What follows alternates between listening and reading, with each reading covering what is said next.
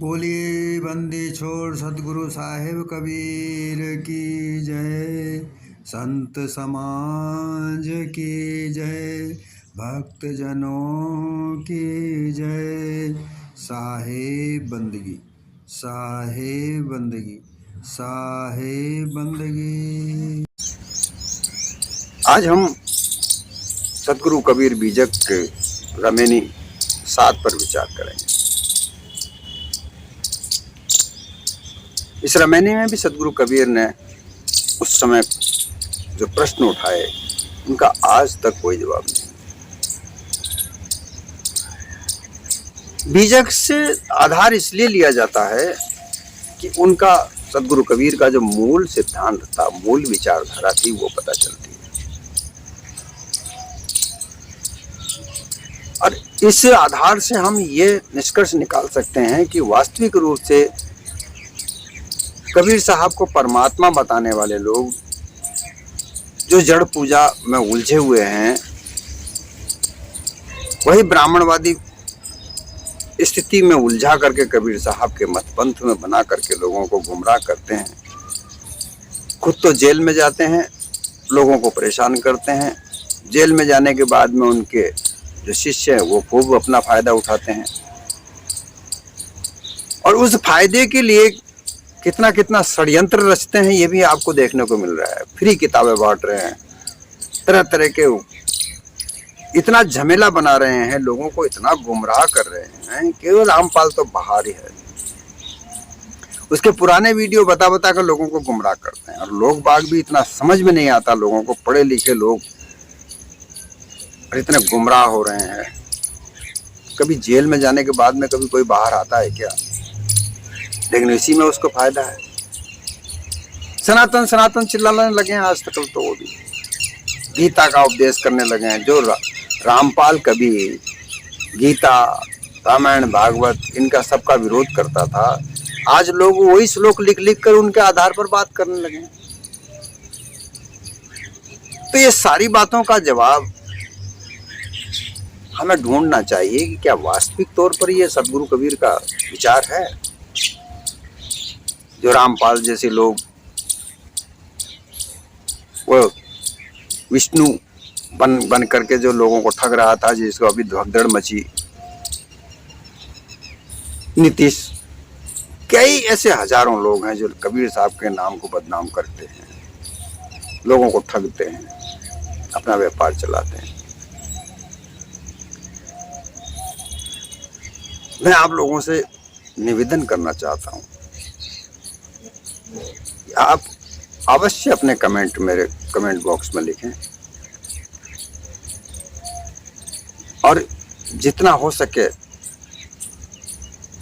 ये जो मेरे वीडियो हैं इनको आप शेयर करें,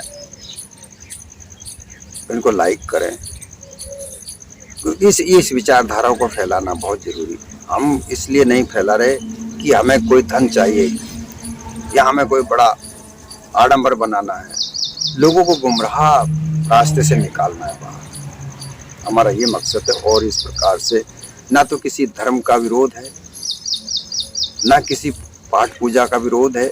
आप विचार करें कि वास्तविक रूप से कबीर साहब ने क्या कहा है। उन्होंने एक सामान्यतः मानव धर्म की बात कही है। मानव धर्म क्या है ये समझाने का प्रयास किया है।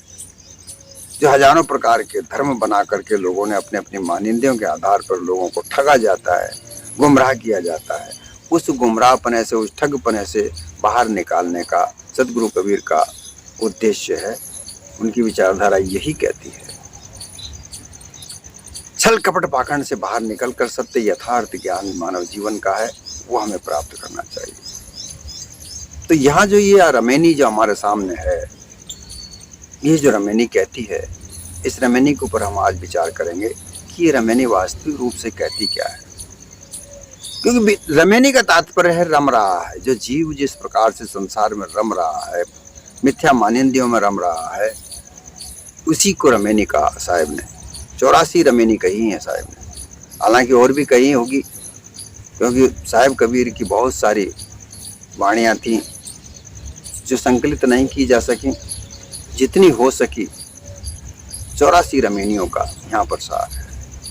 84 रमणियों में इसका तात्पर्य होता है कि 84 लाख योनि में ये जीव कैसे रम रहा है, मिथ्या मानिंदियों में कैसे उलझ रहा है, अपने निज बोध को प्राप्त नहीं कर पा रहा है, अपने आप को जान नहीं पा रहा है, खुद अपनी चीज बनाई हुई, अपनी वस्तु को बनाई हुई उसी में ये भूल रहा है, अपनी खुद की मानिंदियां बनाता है, खुद उसमें भूल जाता है। यह बात यहाँ पर सामने आती है और इसीलिए सदगुरु कबीर के इन विचारधाराओं को उनके मौलिक जो सिद्धांत है उसके आधार पर विचार करना आवश्यक है। तो ये रमैनी कहती है, तैया होते पौन नहीं पानी, तैया सृष्टि कौन उपानी। इनके कई शास्त्रों में ऐसा लिखा जाता है कि न धरती थी, न पवन था, न पानी थी। दुर्गा सप्तशती में लिखा है कि जब माता ने देखा धरती पर कुछ नहीं है, न जल है, न थल है, न पवन है, न पानी, कुछ भी नहीं है, तो उन्होंने अपनी कृपा से अपनी निगाह निगाह धरती पर डाली, फिर धरती भी आ गई। देखो आप, पहले तो कहा कि जब कुछ भी नहीं था, फिर उन्होंने धरती पर निगाह डाली तो वहां पर जल ही जल हो गया। फिर उस जल में 3 कमल उत्पन्न किए और 3 कमल उत्पन्न करके एक कमल में ब्रह्मा के साथ लक्ष्मी, दूसरे कमल में शिव के साथ सरस्वती, तीसरे कमल में विष्णु के साथ पार्वती। ऐसे 3 कमलों में जोड़े पैदा किए, नर पुरुष और स्त्री के। फिर उन तीनों जोड़ों को, जो ब्रह्मा के साथ लक्ष्मी थी उसका विवाह विष्णु के साथ किया, विष्णु के साथ जो पार्वती थी उसका विवाह शंकर के साथ किया, शंकर के साथ जो सरस्वती थी उसका विवाह ब्रह्मा के साथ किया और फिर सृष्टि रचाई। तो यहाँ ये प्रश्न उठता है कि जब धरती नहीं थी, पवन नहीं था, वही साहब ने यहाँ पूछा, तैया होते पवन नहीं पानी, तैया सृष्टि कौन उत्पानी। भाई कौन सी जगह बैठकर उत्पानी, वो माता कौन सी जगह बनाकर सृष्टि की उत्पन्न कर रहा था। कपोल कल्पनाएं लिखी शास्त्रों में और लोगों के दिमाग में ऐसी बिठा दी कि वो ईश्वर थे, वो कुछ भी कर सकते थे, तो फिर आज क्यों नहीं कर रहे हैं। वही ईश्वर थे, उन्होंने धरती, पृथ्वी, पवन, जल ये सब कुछ बनाया, तो आज क्यों नहीं बनाते। गरीब को खाना नहीं मिलता, भूखे लोग सो जाते हैं। एक रिपोर्ट के अनुसार करोड़ों लोग शाम को भूखे सो जाते हैं और वो करोड़ों लोग से ज्यादा खाना मंदिरों में मूर्तियों के भोग लगाने में वो खाना फिक जाता है। जिस ईश्वर की आराधना प्रार्थना करते हैं, कोई हनुमान की करता है, कोई माता जी की करता है, कोई विष्णु की करता है, कोई शंकर की करता है, तरह तरह के देवी देवताओं को रोज शाम सुबह भोग लगाया जाता है। बड़े बड़े मंदिरों में भोग लगता है। वहां जो भोग लगाकर थाली बनती है, कोई 5000 की बनती है, 11000 की बनती है, 1100 की बनती है। वो थाली में जो खाना बनता है, भोजन बना करके अंदर लिया जाता है, उसमें से थोड़ा सा तोड़कर वो मूर्ति में ठूसा जाता है, मुंह में चिपक जाता है, नहीं चिपकता दोबारा चिपकाते हैं, वो यूं चिपका देते हैं और बाकी का खाना एक तरफ फेंक देते हैं। इस खाने को अगर गरीबों में बांटा जाए तो कितने भूखे लोगों का पेट भरे। लेकिन इतनी अंधश्रद्धा उन देवताओं के लिए, उन ईश्वरवादी लोगों ने ईश्वर के लिए कर रखी है। टनों के हिसाब से दूध शिवलिंग पर बहा दिया जाता है, बच्चे दूध के लिए तरसते हैं। तो सदगुरु कबीर के प्रश्न है कि अगर वो ईश्वर ऐसा था कि उसने धरती, पृथ्वी, आकाश सारे बनाए हैं, सृष्टि उसने बनाई है, तो आज इस तरह की जो अव्यवस्थाएं हो रही हैं, अपराध बढ़ते जा रहे हैं, स्त्रियां सुरक्षित नहीं हैं, किसी के घर में धन सुरक्षित नहीं है, घर में ही लोग सुरक्षित नहीं हैं, तो वो ईश्वर वहां बैठा बैठा क्या ताली बजा रहा है, हंस रहा है ऐसा देख देख करके? कैसे उसने सृष्टि कर दी? ये प्रश्न आज तक किसी का कुछ नहीं, क्योंकि प्रश्न देने का कुछ मतलब भी नहीं समझते। उन्हें मतलब ही नहीं है कि भाई हमें प्रश्न का उत्तर देना चाहिए, क्योंकि उन्हें कहा तो वो जो कह रहे हैं वो उनके लिए सही कह रहे हैं, क्योंकि ईश्वर सब कुछ करता है, उनके लिए हो रहा है ना। ईश्वर के नाम से वो लोग मत पंथ चला रहे हैं, खूब धन इकट्ठा हो रहा है। आए दिन हम देख रहे हैं किसी मंदिर में कितना सोना गायब हो रहा है, किसी मंदिर में कितने रुपए गायब हो रहे हैं, आए दिन देख रहे हैं। कहीं मेहनतों के कत्ल कर दिए जाते हैं, सारी जायदाद हड़प ली जाती है। लोगों को ये कहना तो आता है कि विदेशी आए और यहाँ मंदिरों को तोड़ा, उनको लूट ले गए, लेकिन आज क्या है? आज तो कहीं से बाहर से आने की आवश्यकता ही नहीं है, यहीं के लोग मंदिरों को लूट रहे हैं। और कौन कहे, अब थोड़ी बहुत बोलेंगे वो, बस कहना दूसरों के ऊपर लांछन लगाना बड़ी अच्छी बात है, लोगों को गुमराह करने के लिए। लेकिन मंदिर मस्जिद में जो अंदर के लोग हैं वही धन को लूट रहे हैं और उस धन को अपने ऐश्वर्य में खर्च कर रहे हैं। कई कई मंदिर ऐसे हैं जिनके मुख्य महंतों के घर देखो, उनके पास में खुद के साधन देखो। विदेशों में रहते हैं, अपने खुद के हेलीकॉप्टर रखते हैं जिनमें बैठकर आते हैं, महीने में एक बार पूरा धन इकट्ठा करके वापस ले जाते हैं। ये हालात है। तो जिसने ये बनाई, कैसे बनाई थी? क्या ऐसे सोच के बनाई थी क्या? किसने बनाई थी? कौन था? ये तो दुर्गा सप्तशती में मैंने बात बताई। विष्णु पुराण में भी इसी तरीके सृष्टि रचना की जब हम देखते हैं तो वहां भी विष्णु यही कहता है। शिव पुराण में हम देखते हैं तो वहां शिव अपने तरह से कहते हैं। भागवत कथा में कृष्ण ऐसा कहते हैं। कितनी अनगढ़ कहानियां, मन गढ़ंत कहानियां रच रच कर लोगों ने जिस कृष्ण की बात करते हैं, ऋग्वेद में प्रमाण मिलता है कि उस कृष्ण को तो इंद्र ने मार ही दिया था, उसकी औरतों का सहित उसका कत्ल कर दिया था। लेकिन फिर और कृष्ण कर दिया इन्होंने। तो प्रश्न आज तक कोई जवाब नहीं मिला कि किसने क्या किया था, कैसे बनाई थी पृथ्वी। दूसरा प्रश्न होता है, तैया होते कली नहीं फूला, तैया होते गर्भ नहीं मूला। कली, फूल की कली अर्थात पेड़ पौधे नहीं थे। पेड़ भी एक कली के रूप में बीज में से एक अंकुरित होता है, फिर बड़ा वृक्ष बनता है। तो वो जब कली नहीं थी, अंकुर ही नहीं हुआ था, तो कैसे फूल खिला? कहां से खिला? किसने खिलाया? कोई जवाब नहीं। तैया होते गर्भ नहीं मूला। गर्भ का तात्पर्य होता है माता के कोख में बच्चे का गर्भ धारण, जहां 9 महीने तक रहकर उसका देह बनता है। इसी तरीके से गर्भगृह में, इस धरती के अंदर के गर्भगृह में, अंदर गर्भ का तात्पर्य यहाँ भी ये भी होता है कि अंदर भीतर इस धरती में क्या क्या है कुछ पता नहीं। तो पहले इसका कोई पता ही नहीं था, आज तो पता लग गया कि धरती के सेंटर में आज भी 5000 सेंटीग्रेड टेम्परेचर है, जहां लोहे जैसी धातु पिघल कर रहती है। कितनी ही परतें इस धरती की हैं, सोना चांदी हीरा मोती सारे इसी में से निकलते हैं। आज तो पता है, लेकिन पहले कहां था? कहीं शास्त्रों में ऐसा लिखा हुआ है क्या? मनगढ़ंत कहानियों के अलावा इनके शास्त्रों में और कहीं कुछ भी नहीं है। कोई कान से पैदा हो गया, कोई छींक से पैदा हो गया, कोई आंखों से टपका आंसू उससे पैदा हो गया, नाक से पैदा हो गया, पैर के पंजे से पैदा हो गया, बाहुओं से पैदा हो गया, पेट से निकल भागा, जंघाओं से निकल भागा। ऐसे तो ये पैदा हुए हैं। अभी क्यों नहीं हो रहे?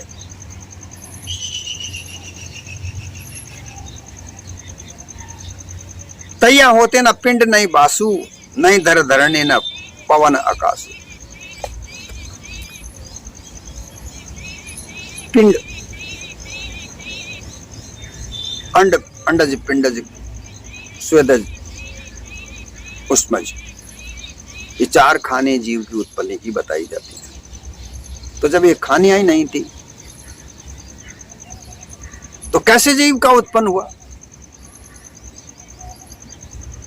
अंड पिंड। शिव पुराण में एक कथा आती है सृष्टि रचने की कि एक अंडा था, उस अंडे के 2 भाग किए, जिसमें आदि का धरती बना दिया, आधा आकाश बना दिया, ब्रह्मांड बना दिया। इतना कितना बड़ा अंडा था भाई। फिर उसको तोड़ने वाला कहाँ था? जब धरती ही नहीं थी, कहाँ था वो? लेकिन लोग गुमराह थे, पढ़ने लिखने का किसी को अवसर नहीं था, तर्क वितर्क करने की इजाजत नहीं थी कि यही ईश्वर वाक्य है, इनके ऊपर कोई तर्क नहीं करता है, मूर्ख है, तर्क करता है, पापी है। डराते थे, धमकाते थे। ऐसी स्थितियों में लोगों को जीने की इच्छा नहीं रह जाती थी, लेकिन उनको मरने भी नहीं देते थे, क्योंकि अगर मर जाते तो उनके ये जो आदमी मरते हैं, इनका एक अंध भक्त अगर मरता है तो धन का एक अंश खत्म होता है ना। हजारों रुपए एक अंध भक्त देता है दान में, तो वो देना बंद हो जाता है। ये प्रश्न सदगुरु कबीर ने उस समय खड़े किए, लेकिन इसका कोई जवाब नहीं। तैया होते गुरु नहीं चेला, गम अगम ना पंथ दुहेलाई। सदगुरु कहते हैं कि ना गुरु था ना चेला था। गम अगम, गम का तात्पर्य होता है जिसे जाना जा सकता है, और अगम्य का तात्पर्य होता है जिसे जाना ही नहीं जा सकता है। ऐसे पंथ दुहेले नहीं थे, कोई पंथी नहीं था। और ये वास्तव में प्राकृतिक रूप से हमें प्रमाणित हो चुकी है बात कि जब मानव आज से 10,000 साल पहले पाषाण युग में अपना निवास करता था, जंगलों में रहा करता था, उसमें कहाँ पंथी था, कहाँ कोई गुरु था, ना का चेला था, कोई था? आज प्रश्न उठता है कि सबसे पहले कोई गुरु बना, उसका नाम बताओ। कई तरह से लोगों के नाम अनुमान कल्पना से बनकर सामने आते हैं, लेकिन इनका कोई प्रमाण नहीं। ये सब मान्यताएं बाद में आई हैं। गुरु शब्द का अर्थ निकाला गया कि गु का मतलब है अंधेरा और रू का मतलब है रूप। ये कब आया? जब व्याकरण पूरी तरह से प्रकाशित हुई, भाषा विज्ञान पूरी तरह से विकसित हुआ, व्याकरण के आधार पर सोचा समझे जाना लगा, शब्दकोश बहुत सारा बड़ा बन गया, तब जाकर ये बात सामने आई है। इन बातों को आए हुए 100 साल भी नहीं हुए। संस्कृत 448 ईस्वी में, जिसे ईसा पूर्व जा रखा, पाणिनि का जन्म 448 ईस्वी में हुआ, जो नालंदा विश्वविद्यालय का बहुत बड़ा विद्वान था पाली भाषा का। उसने पाली भाषा को संस्कारित कर जो भाषा बनाई वही संस्कृत कहलाई। उसने उसकी व्याकरण लिख बनाई, उसे अष्टाध्यायी कहते हैं, अष्टाध्यायी कहते हैं। इसी तरीके से और भी 8 व्याकरण करता हुए आचार्य हुए, जिनके अलग अलग नाम हैं, जिन्होंने अलग अलग तरह से व्याकरण बनाई। वो सब जाकर के आगे चलकर पूर्ण रूप से विकसित होकर के हमारे समक्ष आई। जब हम शब्दों का अर्थ निकालना चालू हुआ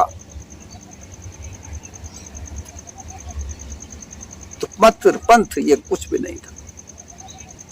ये सब मत पंथ की लड़ाई शंकराचार्य ने 8वीं ईस्वी में, 788 में तो उसका जन्म हुआ था, 35 साल वो जिया, 35 साल की उम्र में वो खत्म हो चुका था। तो 10-12 साल का रहा होगा, उसने इसका प्रयोग किया होगा। आप धर्म के इतिहास को नहीं पढ़ते और हमें पढ़ने नहीं दिया जाता। बस धर्म की जो किताबें लिख दी हमारे सामने, उनमें जो कथाएं लिखी हैं, बस उनको नमन करते रहो, मानते रहो, ये धर्म है। बाकी उस धर्म का इतिहास अगर हम उठाकर देखते हैं तो सारी पोल खुलती है। और ये जो चालाक लोग हैं, चतुर लोग हैं, पाखंड लोग हैं, इन पाखंडियों ने उस धर्म के इतिहास को जाना है, लेकिन हमने नहीं जाना। धर्म के इतिहास को जब उठाकर देखते हैं कि कौन से धर्म से कौन सा धर्म निकला, वो सामने आता है। उसके पीछे कहानियां सामने आती हैं कि किस तरह से हुआ, कैसे हुआ। रामानुजाचार्य के शिष्य रामानंद जी जो थे, रामानंद ने एक भक्ति आंदोलन चलाया जिसमें कहा, जाति पाति पूछे नहीं कोई, हर को भजे सो हर को भजे। जाति पाति का बड़ा बोलबाला था। उन्होंने अपने धर्म को चलाने के लिए थोड़ा सा, जो अति दलित थे उनको तो नहीं बीच में लाए, उनको तो बिल्कुल ही नहीं लाए, उनको तो अलग रख दिया, घर के बाहर, गांवों के बाहर रहते थे, अछूत कहते थे उन्हें। लेकिन जो दलित थे, जो छुए जा सकते थे, दो प्रकार के दलित होते थे, एक छुए जा सकते थे और एक अछूत थे। जो छुए जा सकते थे, जैसे नरसिंह मेहता, धन्ना भगत, किसान था, जाट, धन्ना जाट था। ये जाट, मेहता, ये सब छोटी जातियों में होते थे। उन जातियों में फैलाया कि भाई कोई जाति पात नहीं, तुम सब मंदिर में आओ।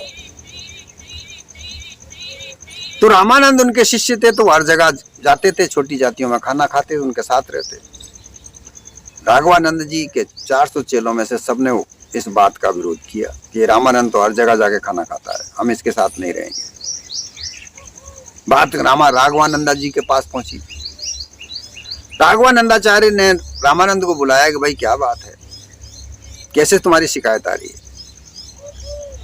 रामानंद जी ने बोला, भाई गुरुदेव, मैं तो आपकी बात का प्रचार कर रहा हूं कि भाई जाति पाति पूछे नहीं कोई, हर को भजे सो हर को होए।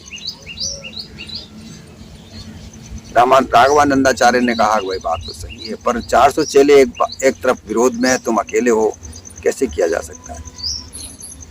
राघवानंदाचार्य ने रामानंदी संप्रदाय का तिलक करके और उन्हें कहा कि तुम वापस काशी चले जाओ। राघवानंदाचार्य के वैष्णव पंथ से ही निकलकर रामानंद संप्रदाय बाहर निकली। इस तरीके से इतिहास जाना जाता है। फिर रामानंद जी ने काशी में आकर 9 प्रकार की और संप्रदाय बनाई, रामावती संप्रदाय बनाई, प्रेमा भक्ति बनाई, कितने कितने 9 पंथों का जन्म दिया।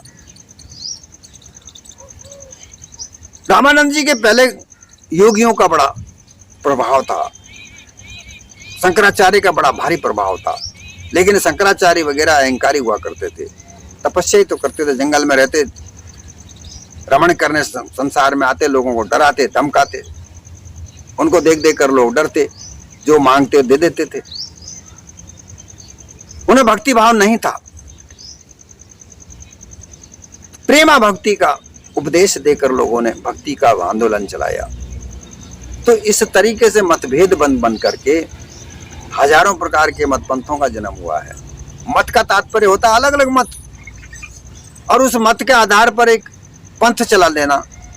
इनका इतिहास है सबका। आप जब धर्म का इतिहास देखोगे,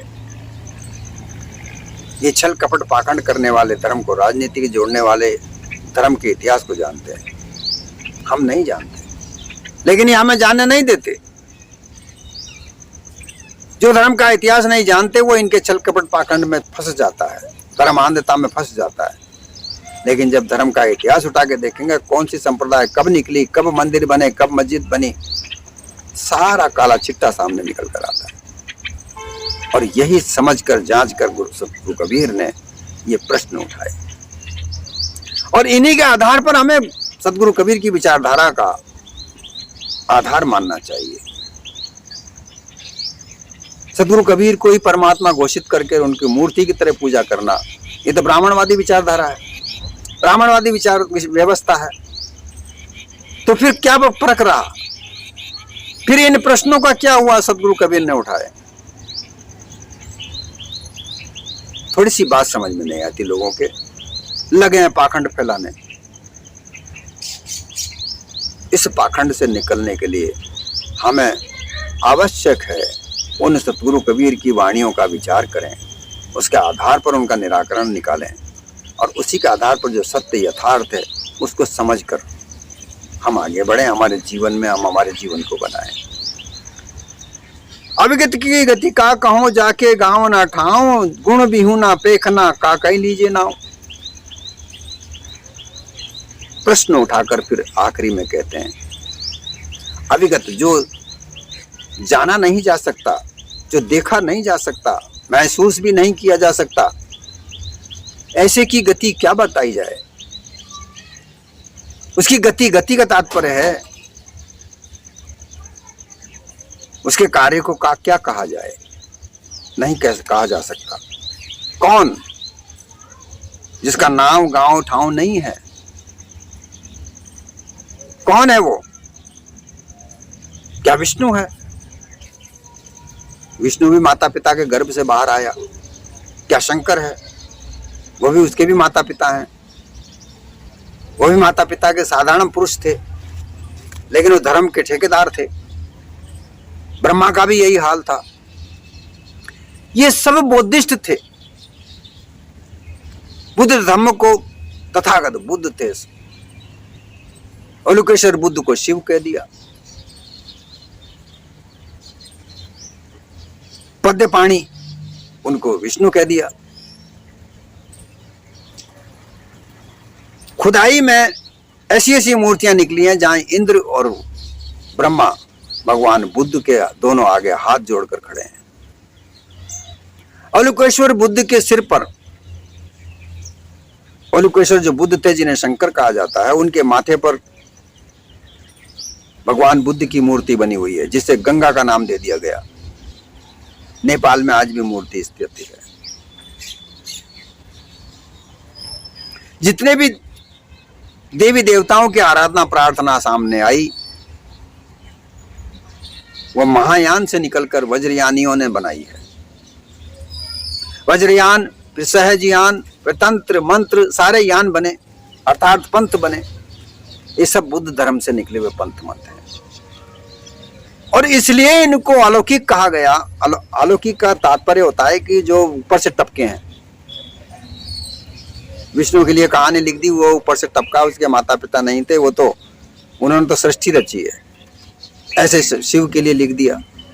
ये सब अपने अपने मतवावलंबियों ने, शिव के मतावलंबी, उन्होंने कह दिया शिव सबसे बड़े हैं, उन्होंने सृष्टि रची है। जो वैष्णव थे उन्होंने कह दिया कि वैष्णव ने सृष्टि रची है। जो शक्ति दुर्गा माँ की पूजा करने वाले थे, माताओं की पूजा करने वाले थे, उन्होंने माताओं को सर्वोपरि बता दिया। ये सारी कहानियां बहुत बाद में लिखी गई हैं। अपने अपने मतों के अनुसार उनका झूठा इतिहास लिखने लगे। उनके माता पिता ही गायब कर दिए। कह दिया वो तो नाक से निकले, वो कान से निकले, पैरों से निकले, छींक से निकले, खीर खा के निकले। ऐसा कुछ नहीं, और लोगों को गुमराह कर दिया। लोगों ने बात मान ली, भाई ये तो ईश्वर है, या आकाश से टपके हैं, आकाश में रहते हैं। आज भी मानने को तैयार नहीं है। ज्ञान विज्ञान को समझो, जानो, परखो तो समझ में आए। अंधश्रद्धा में तुम्हारा व्यापार चलता है, इसलिए तुम कैसे मानोगे? अगर मान लोगे तो तुम्हारा व्यापार बंद नहीं हो जाएगा। ये बात सामने यहां पर है। देखिए, ये मानव है, मानव धर्म के लिए सबको रहना चाहिए। हर किसी धर्म में मानवता के धर्म के लिए दया अवश्य है। बिना दया का कोई धर्म हो ही नहीं सकता। मारकाट मचाने वाले, कट्टरपंथी होने वाले लोग दया नहीं रखते। बुद्धि विवेक विचार से कार्य करे, तर्क का जवाब दे, तर्क संगत बात करे। क्योंकि धर्म बनाया किसके लिए? क्यों बनाया धर्म? मानव विकास के लिए बनाया। अब मानव विकास का तो कुछ भी नहीं हो रहा। पंडे पुजारियों का धर्म विकास हो रहा है। वो कहते हैं ये मूर्ति हमको खाने को देती है, बिल्कुल देती है। वो कहते हैं सबको खाने को मूर्ति देती है, सबको तो नहीं देती। तुम पुजारियों को देती है, तुम पंडे बने हुए हो, तुमने मत पंथ बना रखा है। तो ये सारी बातें सदगुरु कबीर की प्रश्न थे, और इन प्रश्न में आधार छिपा हुआ है मानवता का। और बात निकल कर आती है, गुण भी होना पेखना का कही लीजिए ना। जिसके अंदर जो सब गुणों को पैदा करना, जो सारी गुणों अवगुणों को पैदा करने वाला है, जिसके आधार पर ये देह चलती है, इंद्रियां चलती हैं। अगर देह में ये जीव नहीं है तो देह मृतक है। यही वह पैखना है। पैखने का तात्पर्य होता है पंछी। गुण, गुण का तात्पर्य होता है ये शरीर। गुण अभी कहते हैं कि कोई चीज को सामान में भर करके गुण गधे पर लाद कर ले जाते थे, जो उसमें सामान भरा रहता था। इसलिए देह रूपी गुण का पैंखना, इसमें जो रहने वाला पंछी, इसका नाम क्या लिए? इसका तो नाम नहीं है। देह, जहाँ देह है वहां नाम है। देह के आधार पर नाम है, 84 लाख योनियों के आधार पर नाम है। लेकिन ये 84 लाख योनियां बनाने वाला, तरह तरह की मान्यताएं बनाने वाला, उन मान्यताओं में अंधश्रद्धा रखने वाला, छल कपट पाखंड रचने वाला, छल कपट पाखंड के आधार पर खूब सारा धन इकट्ठा करने वाला, धर्म के नाम पर खूब धन ऐंठने वाला कौन है? ये जीव है। इसके अलावा कोई दूसरा खड़ा होता नहीं है। यह सदगुरु कबीर ने सिद्ध किया, लेकिन उसका लोगों ने अलग तरीके से, तौर तरीके से, अपने ढंग से बना कर वही ब्राह्मणवाद व्यवस्था में फंसा करके कबीर साहब को भी उलझा दिया। कबीर साहब को तो क्या उलझाएंगे, कबीर साहब की विचारधारा को उलझा दिया। यही बार बार इसीलिए विचार किया जाता है कि सदगुरु कबीर के उन प्रश्नों को देखो, फिर कबीर साहब की विचारधारा पर आधार बनो। किसी मत पंथ का जवाब खंडन नहीं किया, विरोध नहीं किया, लेकिन छल कपट पाखंड कहीं भी हो, वह कबीर पंथियों में भी अगर है तो बुरी बात है, वह अमानवीय है, मानवीय नहीं है। ये हमें विचार करना है। इन्हीं विचार के आधार पर सदगुरु कबीर की विचारधारा को समझना है, परखना है, जांचना है, और फिर हमें मानव जीवन में आगे बढ़ना है। आगे बढ़ते हुए हमारे जीवन को, जब साहिब कबीर ने कहा है सकलों दुर्मति त्याग कर अच्छा जन्म बनाओ, काग गमन गति त्याग के हंस गमन चली आओ। हे मानव, तुम्हारा मानव जन्म हुआ है, उत्तम है, लेकिन इसको और अच्छा बनाओ, क्योंकि दुर्मतियों में फंसकर, तरह तरह के मत पंथों में उलझकर तुम अपने मानव पने को भूल चुके हो और पशुआ योनियों में चले गए हो। पशु कर्मों को तुम अपनाते हो, मानव कर्मों को नहीं अपनाते। मानव कर्मों को अपनाओ। जो काग गमन गति, कागले की तरह, कौवे की तरह काम करते हो, काम वासनाओं में घिरे हुए एक कागवृत्ति है, इससे बाहर निकलकर हंस गति बनो, हंस देह को धारण करो। ये बात सदगुरु कबीर का उपदेश है, इसे हमें समझना चाहिए।